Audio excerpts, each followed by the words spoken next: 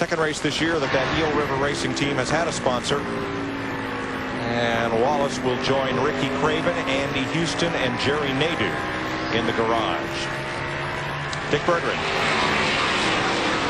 Well, you guys were talking about Dale Earnhardt Jr. a couple minutes ago. He had just about his entire crew rolling on the floor here talking about the car. They asked him how he liked it. He said, well, I like it a lot. It's loose. It's real loose, but I like it a lot as we're watching the leads side by side. Boy, it's more than side by side. It's 2 by 2 with Dale Earnhardt Jr. behind him. And there's 74 laps to go. And look at these guys. On short track Saturday nights, this is what we call 4 cars under a blanket. And 2 lurking behind. Yeah, Dale Earnhardt Jr. and Dale Jarrett. On your corner inside. And that outside, I mean, you got to have the whole track to make that pass when you're down underneath somebody, or else you got to use them up a little bit. Tony Stewart is the one car that gained on that. He's moving underneath Gordon for third, but there's a lapped car ahead. Brett Bodine stays well out of the way, and Stewart will hold that third spot. Tony Stewart's car, just after several laps, 10 or 15, you heard Zipadelli say, here he comes. His car's getting better and better and better. He's going to work his way right around these guys. And out of these 6 cars, Darrell, he's the only car that's working on the bottom of the racetrack. Seen him do that here last year, and he just gets his car working good down there. When it comes in for him, boy, it takes off. Now, Steve Park also stopped for tires not long ago, and he's climbed back to 11th place. And we also heard one of the big reasons he pitted wasn't so much because of lack of maybe the fuel mileage. He was not happy with that race car. And Dale Jr.'s trying to get by Gordon as they go down into turn 1 here. There he is. Fourth place. Out of him.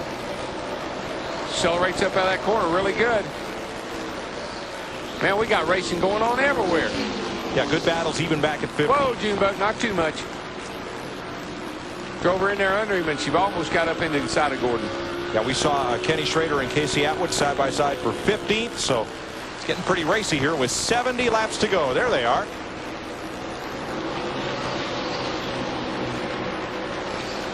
Engine failure has put Kenny Wallace in the garage, we're told. Tony Stewart's taking a look on the inside of Ricky Rudd there, going down into turn 3.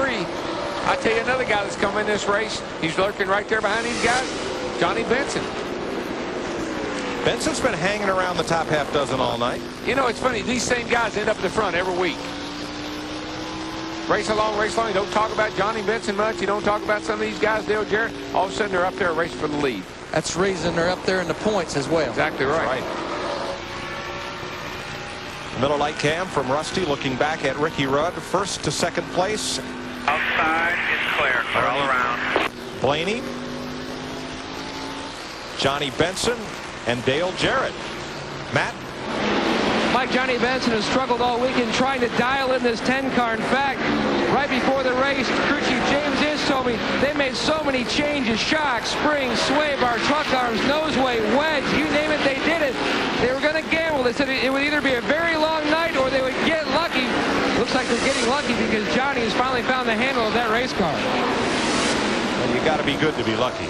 Well, and the thing about it is you go around all day on Friday afternoon, Friday night, Saturday, all day, finding out what everybody else is doing. And then you throw a little of that at your car as well if you kind of get lost.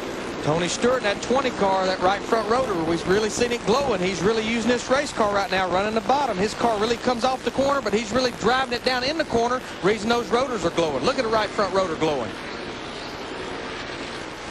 And not only that, he's tucked right in behind Ricky Rudd. That takes any air that might be flowing into those brake ducts off of that thing. So he's got to get around these guys, got to get around them pretty quick. And he knows that. 65 laps to go. No more pit stops unless there's a caution. Gas mileage may be a little questionable on some cars. It's going to be close, but they can make this through. Inside on your corner. Inside, clear. Now, Ricky had to kind of lift up a little bit to keep him running in the back of Rusty, and when he did, here comes Tony Stewart. Look at Tony Stewart all the way down to the bottom of the racetrack. Inside, clear. Ricky Rudd on that high side, though, kept that momentum. He's not ready to give this position up. Tony Stewart all the way to the bottom again. Got a little bit loose right there when he jumped back in the throttle off turn 4. Rudd can't give it up, Larry. If he gives it up, he'll never get it back. No, this is for the marbles here, boys.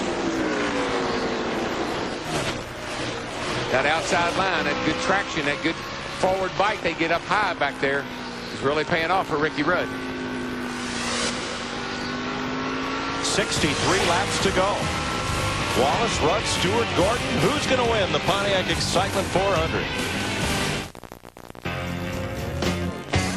You give me fever when you kiss me, fever when you hold me tight, fever in the morning, fever all through the night. Lease in a steam wagon or sedan from $199 or get 1.9% purchase financing. See local paper for details and get the Suzuki Fever. You give me fever. To help you celebrate this special day for Mom, Peoples has this beautiful Mother's Day keepsake box for just $99. It holds a charming frame with pressed flowers and a beautiful diamond heart pendant with Mom inside.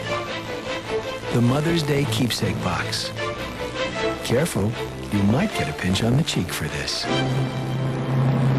At Peoples, the diamond store.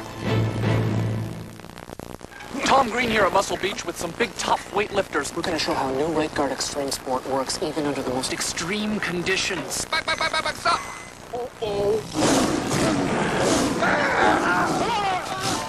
Run, go down the kid, he's going to get you. He got you. Look, Extreme protects against odor and wetness. Goes on clear and it doesn't quit.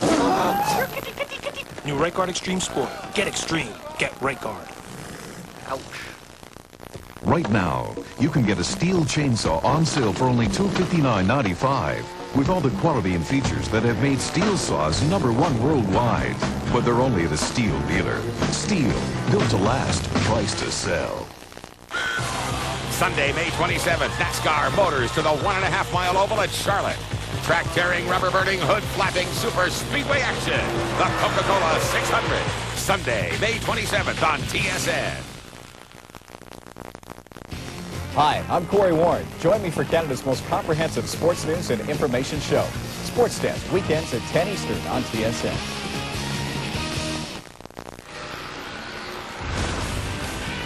.57 laps to go here at Richmond. Next Saturday, Mother's Day weekend, the NASCAR Busch Series in action on FX at New Hampshire International Speedway.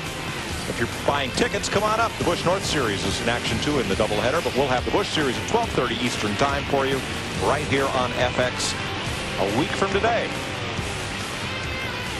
Rusty Wallace, Ricky Rudd, Tony Stewart, Jeff Gordon, Johnny Benson, Dale Earnhardt Jr., Dale Jarrett, Steve Park, Jeff Burton, and Matt Kenseth are the top 10. As long as Ricky and Tony Stewart race each other, Rusty can get away a little bit. As soon as they quit racing each other, they can catch right back up to Rusty. So what Tony Stewart needs to do is lay off for Ricky here for a few laps and let him see if he can do anything with Rusty. Rusty's car slows down a little bit at the end of these long runs. Only 4 cars out of the race: Ricky Craven, Andy Houston, Jerry Nadeau, and the man who's with Jeannie in the garage. Kenny Wallace wondering if Geico can come replace his motor right away. What happened? All of a sudden we saw you pull back here to the garage area. Well, the Geico Auto Parts auto insurance car blew up. It's really loud down here. I just want to thank Geico Auto Insurance. You know, we came here unsponsored. It's a big race for us. We run good 17th or 18th, but this little lizard was supposed to bring us good luck, and it didn't. I hope everybody got some good in-car shots showing my feet and my hands. We did enjoy the work. You going to be back next week, or the week after, I should say. What's your future hold? My future's so bright, it's ridiculous. I don't know, man. I'm just racing my heart out. You know, we need to sign this Geico Auto Insurance up to help us out, and we'll be at Charlotte. But I can't thank everybody enough for getting us here enough. For anybody that thinks there's any hard feelings between me and Andy Petrie, I just found out before the race that they were going to field a car for me if I wasn't going to be able to come here. So everything's great. We'll be all right. All right, we look forward to seeing you in Charlotte then. Thanks. That's pretty neat. He left Andy Petrie Racing at the end of last season to drive for this Jack Birmingham-owned team. And Tony just now got around the 28 car. I think that spells bad news for Rusty Wallace.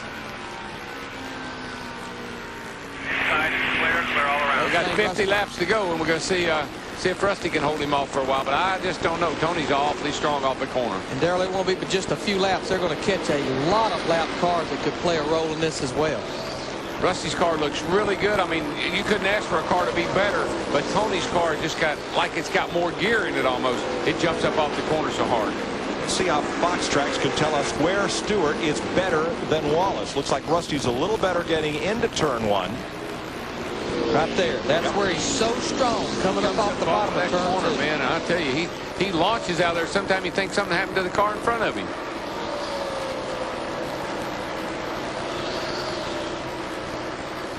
Seems to lose just a little bit down that front stretch, but right here, watch turn 2. Boy, look at that thing. Look at that thing come up out of there. He chopped a half a second, almost over a second. Look at there. And every bit of that was on exit. Jeff? Again, guys, let's go back and think about what Greg Zipadelli said early on. Hey, we drop a lot of air pressure out of our tires for the long run. And this is where this car is really starting to become really strong. It's toward the end of this run. And the thing that'll do, Jeff, is it'll give it that forward bite. We heard him complain a little bit about forward bite early in the race. Drop that air way down, and that thing will get a bite up off the corner. And it's showing so big right now because he can get back in that throttle at will and drive it up off the corner. And you've got to be able to do it here at Richmond if you want to win.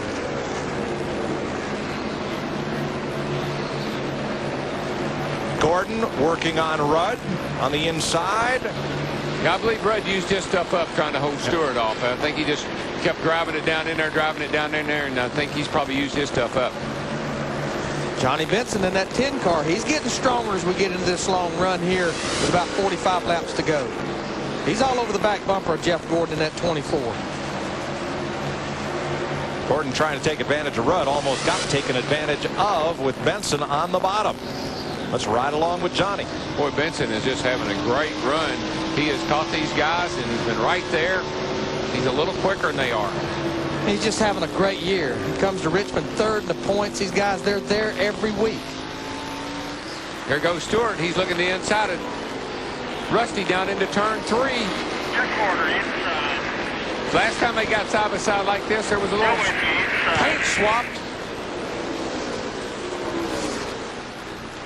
Also side by side for third. But for the lead, Stewart edges ahead of Wallace out of turn 2, where he's been so strong on this racetrack. They got cars running side by side everywhere, but when you don't have the whole racetrack, when you're pinned down to the very bottom of the racetrack, it makes it difficult to get up out of those corners. When you can use the whole track, then you can get back in the gas and let it float out next to the wall. Now the lap car ahead is Wallace's teammate Mayfield, but it'll be about 4 or 5 laps before they catch him. Side by side for first, or side by side for fourth. Side by side everywhere. Stewart eventually should win this battle. The way his car gets up off of the corner over there, I believe that he'll eventually wear him down. Jeff Gordon took 4th, or held 4th, against Johnny Benson. And Stewart now half a car length up on Rusty going into turn 3. Well, Rusty knows right now if he ever gets around him, it's all over. So he's got to give it all he's got. Right there seems to be Rusty's strong point, though, off turn 4. He pulled him just a little bit. Back down into turn 1 and 2. Tony Stewart all the way to the bottom of the racetrack. Gets that bite up off the corner. He needs the whole racetrack to be able to get it wide open and make that pass. If he could ever get ahead of Rusty over there where he could come up in front of him, he could complete the pass. All the more reason why